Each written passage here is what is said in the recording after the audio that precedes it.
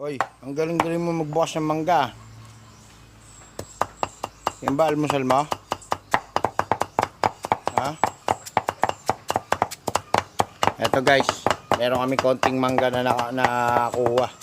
Konti lang pang almusal. Araw-araw to, nakakuha kami konti. Ano? Ayan, puro hinog to.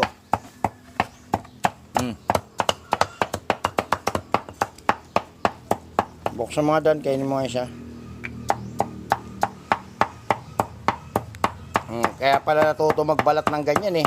Sa'yo pala eh. Kaya pala isa marunong na din magbalat-balat ng ganun oh. At na walang kutsi-kutsilyo. Pinangas-pangas. Gagawa rin kami niyan ng dried mango. Tatry namin mag dried mango para kay GT. Papadala namin kay mama.